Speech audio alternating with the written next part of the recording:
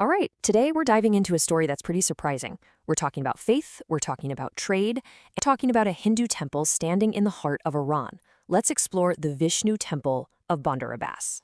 Let's just start with a quick thought experiment. When you hear the word Iran, what's the very first image that pops into your head? Just take a second to picture it. I'm willing to bet it wasn't a Hindu temple. Yet, one is standing there right now. A quiet testament to a really fascinating and often overlooked piece of history. Right on the shores of the historic port city at Bandar Abbas, this temple tells a totally different story about Iran, one of migration, of commerce, and deep cultural connection. Now, to understand how this temple even came to be, we've got to go back in time. This story, it doesn't begin with armies or conquest. Nope. It begins with trade. This connection wasn't some new thing. For centuries, Indian ships were a super common sight in the Persian Gulf. By the 1800s, merchants from regions like Gujarat and Sindh were major players in that whole trade network. Eventually, a really thriving Indian community put down roots in Bandar Abbas specifically for business. But imagine you're living and working in a foreign land. You're not just going to leave your culture behind. They spoke their languages, they celebrated their festivals, and felt this really deep need for a central place, a place to gather, to pray, and just to stay connected to their heritage. This is where the idea for a temple was born.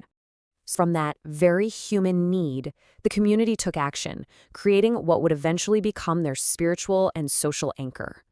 Now, this is the crucial part. This temple wasn't built by some king or commissioned by a government. It was a completely grassroots project. The merchants themselves, who were financially stable from all their trade, pooled their own resources to make it happen. It was a true community effort. Construction happened in 1892.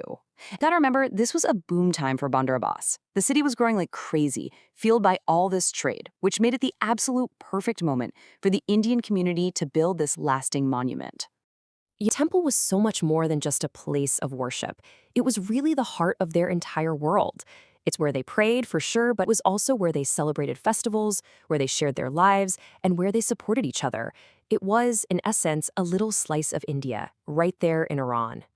Let's look at the building itself, because its design tells this amazing story of two cultures just coming together in stone and mortar. The blend of styles is just fascinating. You've got this large central dome, which is super characteristic of Persian architecture. But inside, the walls were once covered in paintings of Hindu deities, like a painting of Lord Krishna that was discovered during a renovation. They used local materials like coral stone, but they incorporated all these classic Indian design elements, creating something that's truly one of a kind. But like all stories, this one has another chapter. The vibrant life that once filled the temple, it eventually gave way to silence. In its heyday, this place was just alive with activity. Can you imagine daily prayers and artis? The enthusiastic celebrations for Diwali filling the air as the whole community came together? It was a bustling center of faith and culture. Things started to change. By the mid-20th century, global trade patterns were shifting. The economic reasons that brought the community to Bandar Abbas in the first place started to fade. A lot of the merchants just returned to India. So as the community got smaller, the activity at the temple did too. That brings us right up to today. The temple isn't an active place of worship anymore. Instead, it's actually preserved by the Iranian government as a cultural and historical monument. It's a site for tourists and historians to visit and to learn from its incredibly unique story. What is the temple's legacy then? What does its quiet presence really tell us today? Just to put this into context, in a country where over 99% of the population follows Islam, the very existence of this Hindu temple is pretty remarkable. It really highlights a moment of deep cultural exchange and tolerance. And while the original Bandar Abbas community dwindled, a small Hindu community does still exist in Iran. As of 2020, research suggests around 20,000 Hindus, mostly of Indian origin, still live in the country. It's a small number, for sure, but it's a meaningful presence. Ultimately, the Temple of Bandar Abbas stands as this powerful symbol.